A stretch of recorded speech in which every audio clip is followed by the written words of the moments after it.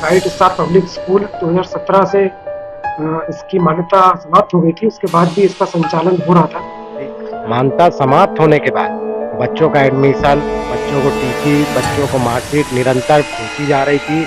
तो ये चौंकने वाला खुलासा हुआ। इस मामले में जांच हुई, शिक्षा विभाग के अधिकारियों ने जांच की। धारा 420, 467, 471 के अंतर्गत मामला पंजीबद्ध किया गया है। नमस्कार, जय जोहार, जय मध्य प्रदेश। मेरा नाम है संजय विश्वकर्मा। अब आप देखना शुरू कर चुके हैं चौपाल से भोपाल। दोस्तों, अक्सर आपके घर के जो बड़े बूढ़े हैं उन्होंने आपसे एक चीज़ बात कही होगी कि कभी किसी की कानों सुनी बात को नहीं सही मानना चाहिए, हमेशा अपनी आंखों से देखी बात को सही मानना चाहिए। लेकिन कभी कभी आंखों देखी बातें भी झूठी साबित हो जाती हैं। आपको सुनकर आश्चर्य हो रहा होगा, लेकिन जब आप इस बिल्डिंग को देखेंगे तो आप इस बिल्डिंग को देखने के बाद में खुद हतप्रभ हो जाएंगे, क्योंकि यह जो बिल्डिंग है यह ब्राइट स्टार पब्लिक स्कूल के उमरिया की बिल्डिंग है। इस बिल्डिंग में कभी विद्यालय लगता था। अभी इस बिल्डिंग की स्थिति आप देख रहे हैं, पूरा जर्जर हो चुका है। इस बिल्डिंग में ना तो छत है, ना ही ठीक ठाक कमरे हैं, ना खिड़की है। बिल्डिंग देखने के बाद में आप महसूस कर रहे होंगे कि इस बिल्डिंग में कई सालों से जो है कोई स्कूल नहीं लगी होगी। लेकिन आपको जानकर आश्चर्य होगा कि वर्ष 2017 में इस बिल्डिंग में जो स्कूल लगती थी उसकी मान्यता रद्द हो गई थी। लेकिन उसकी मान्यता रद्द होने के बाद भी वर्ष 2017 से 2021 तक इस बिल्डिंग के नाम पर, या यूँ कहें इस विद्यालय के नाम पर टीसियाँ काटी गई, मार्कशीट बांटे गए। और यह खुलासा तब हो पाया जब इसके बारे में एक आरटीआई एक्टिविस्ट के द्वारा इसकी जानकारी ली गई। जानकारी में बड़े चौंकने वाले खुलासे हुए और इस खुलासे में यह सामने आया कि वर्ष 2017 में मान्यता रद्द हो जाने के बाद भी, मान्यता खत्म हो जाने के बाद भी इस स्कूल के नाम पे, इस बिल्डिंग के नाम पे विद्यालय का संचालन होता रहा। और यहाँ तक कि भर भर के मार्कशीट बांटी गई, टीसियाँ काटे गए। और जब शिकायत हुई इस मामले की तो जानकारी निकल कर सामने आई कि जो विद्यालय की जो संचालन समिति थी कूट रचना करके कागजों में इस स्कूल को चला रही थी। और जब यह खुलासा हुआ उसके बाद में जो आरटीआई एक्टिविस्ट थे उनके द्वारा जब इस मामले की जानकारी मांगी गई तो ये चौंकने वाला खुलासा हुआ। इस मामले में जांच हुई, शिक्षा विभाग के अधिकारियों ने जांच की।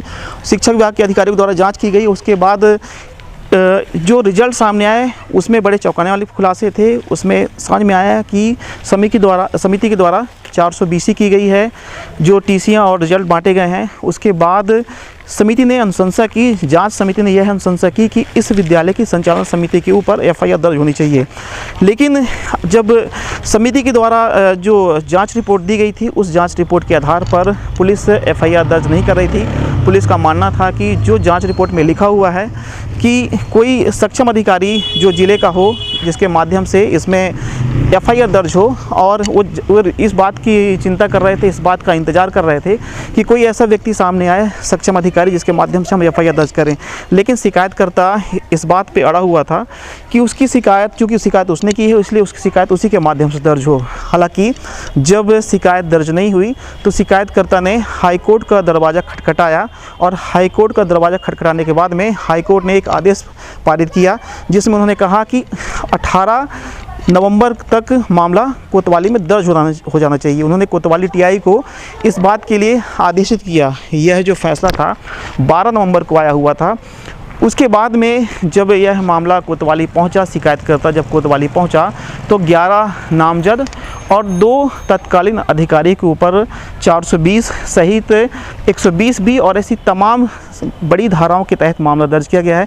लगभग आधा दर्जन धाराओं के तहत मामला दर्ज किया गया है और पुलिस ने इस मामले को जांच में लिया हुआ है। फिलहाल अभी इस मामले में कहीं किसी की गिरफ्तारी नहीं हो पाई है, लेकिन जिला मुख्यालय उमरिया में, जो कि जिला मुख्यालय उमरिया का ही सेंटर पॉइंट कैंप कहलाता है, ये कैंप उमरिया का एरिया है। इस एरिया में बीचों बीच फर्जीवाड़ा चल रहा था और बीते 5-6 साल तक ये फर्जीवाड़ा चला है। इस फर्जीवाड़ा के खुलासा होने के बाद में हर कोई सकते में है कि कैसे जिला मुख्यालय जैसी जगह में, जहां जिला शिक्षा अधिकारी के कार्यालय हैं, तमाम ऐसे कार्यालय हैं जो ज़िले को चलाते हैं, उसके बावजूद भी यह स्कूल चल रहा था और इस स्कूल में फर्जीवाड़ा किया जा रहा था। अब देखिए बिल्डिंग पूरी ख़त्म हो चुकी है।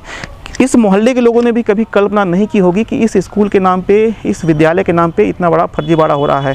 हालांकि मामला अब दर्ज हो चुका है, पुलिस जांच में लगी हुई है और हालांकि अभी खबर बनाए जाने तक हमारे पास ऐसी कोई जानकारी निकल के सामने नहीं आई कि कभी किसी की गिरफ्तारी हो पाई है। फिलहाल इसमें 11 नामजद और 2 तत्कालीन अधिकारी के ऊपर मामला दर्ज किया गया है।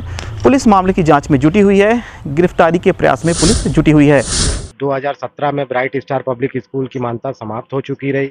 मान्यता समाप्त होने के बाद बच्चों का एडमिशन, बच्चों को टीसी, बच्चों को मार्कशीट निरंतर बेची जा रही थी, जिसकी शिकायत मैंने की।